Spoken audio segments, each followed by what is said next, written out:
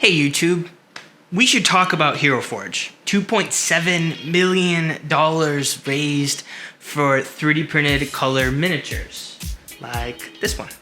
And still they've got like 1 day left as of filming this video.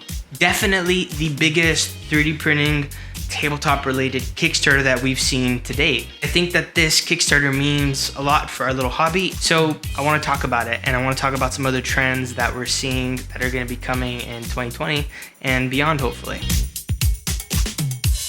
Hi there, I'm Danny, the 3D Printing DM. Welcome to 3D Printed Tabletop, a channel where we cover all things 3D printing for your tabletop games. First, I want to say that this video is not sponsored. But I did reach out a few weeks ago and asked them if they could send me an early prototype of the minis so that I can see for myself what this technology is capable of producing. And they did. They sent me this little mini, which you've probably seen a lot of right now if you watch YouTube videos and you're following the HeroForge Kickstarter. This is like the ASMR Paladin that they have kind of as the face of their campaign. Lots of other people have covered this specific mini, the quality, things like that in detail. So that's not the focus of this video, although I will show close-ups a little bit later. But this video is more of an open discussion. We're gonna talk about questions like, will there be color 3D printing in the home space? What do we have right now? And how does it compare to this commercial option that's available on a mass scale right now like HeroForge is doing? Now, if you don't know what HeroForge is, it's a software company. On their website, you can make custom mini. You can make ridiculous minis like this Miniac in short shorts that Jeremy from Black Magic Craft made.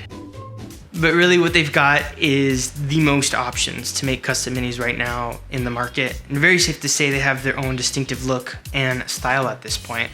They partner with a company called Shapeways to do large-scale manufacturing of those minis that you make on their website. I did a review of the STL files that you can get from HeroForge. It's a little bit old, but it's pretty much still spot on. You can check it out up here. Now, to print these minis using a very expensive commercial full color printer called the Mimaki 3D UJ553 full color printer. It works using UV curable inkjet, and it knows what colors to use because HeroForge has these coloring tools that they've built in their 2.0 version of their web software for this. It looks really cool. So the question is the hype for this kind of printing real? Is this a real thing, something we should be excited about? And I think yes it is. Even within the home 3D printing community that this Kickstarter isn't directly marketing to, and I will tell you why. Number one, this is the most popular Kickstarter that we've ever seen in our space. Almost $3 million, and it's likely that they'll hit $3 million by the end of the day.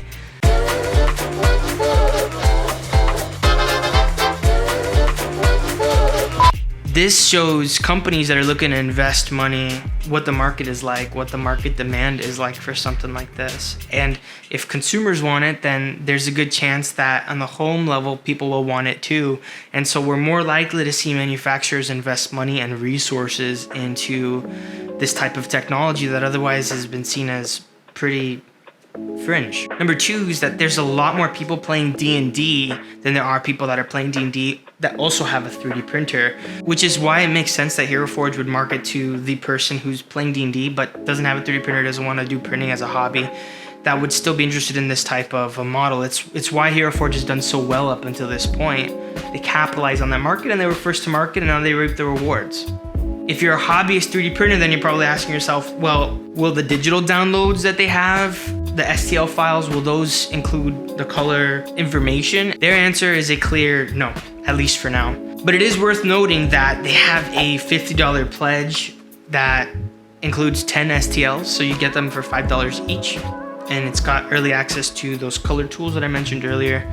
Now, over 1,700 backers have chosen this pledge level. That's just barely under 5% of total Kickstarter backers. And that's a pretty small percent of their audience right now, which is why there's not gonna be any color for the STLs probably for a while. The other reason is the technology that we have available. If you did have a regular home or hobbyist level 3D printer that did have the capability of printing in color, it still wouldn't be anywhere near what is available through Kickstarter, through the mini that they sent. Because these are the options that we have right now.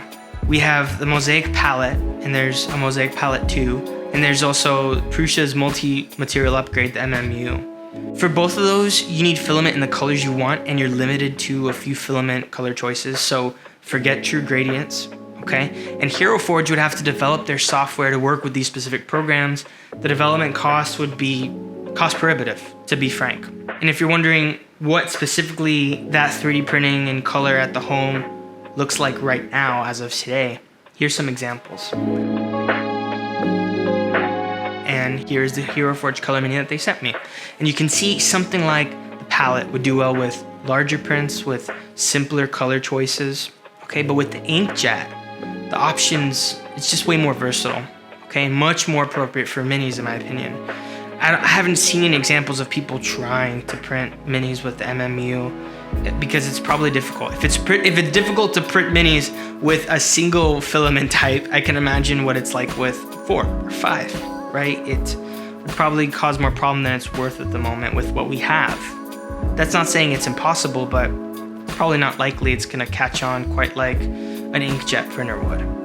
On the Kickstarter, they have very realistic expectations of what type of mini you're gonna get, what it's gonna look like in terms of the paint jobs. You can see even in the inkjet, things like the faces and eyes, they're not perfect, but probably the most impressive thing to me is these gradients, okay? And the palette and the MMU upgrade, they can't do gradients like this. And look at these wings, for example, even in this little fox, the shading in the fur and how clear the colors are.